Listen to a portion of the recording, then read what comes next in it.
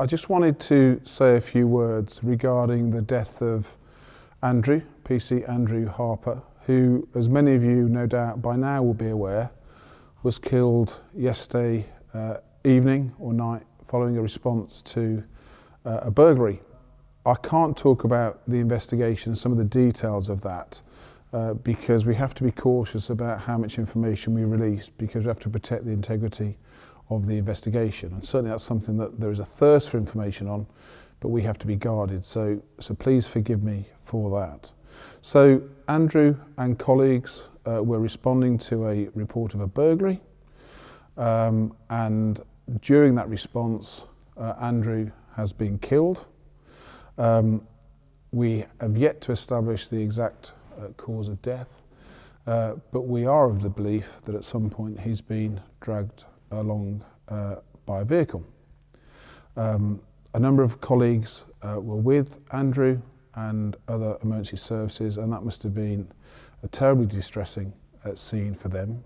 It's distressing just to deal with members of the public, but so much more so when it's a colleague and a friend. So we'll be making sure we give all those officers and staff the support. And likewise, the support from those from contact management who took the original calls, and everybody that's involved in the kind of force-wide response to this, as well as the investigation. We have 10 people in custody at a variety of police stations around the force, ranging in ages from 13 to 30, and that will progress over the weekend. And DCI Stuart Blake is the senior investigating officer for that from major crime. And a number of officers are on this investigation, and we will have as many officers and staff that we need to progress accordingly.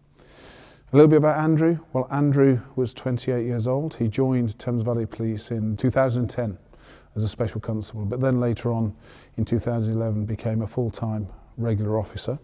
If you can add anything more to the terrible circumstances, well, Andrew was only married 4 weeks ago, and obviously, whilst we feel the loss we have of a friend and a colleague, it doesn't really touch the anguish that friends, loved ones, partners and family members will feel as well. He'd been on the Force Proactive Unit for a relatively short amount of time, and was based at Abingdon, having spent some time previously in roads policing.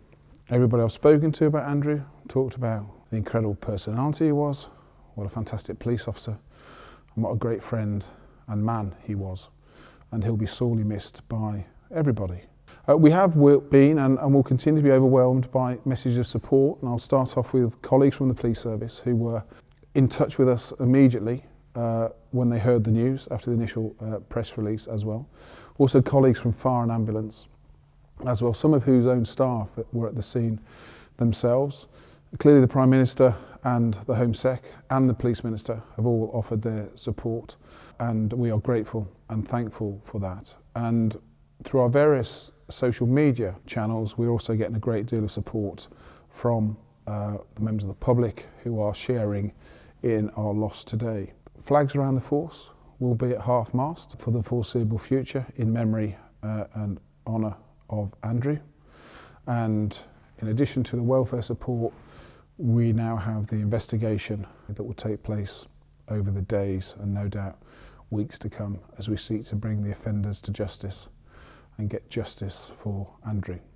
Terrible news that the force woke up to this morning. My thanks for all of those who were involved in the operational response.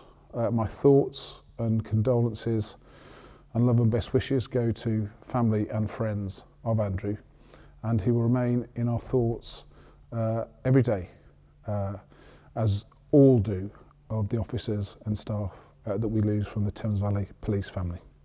Thank you.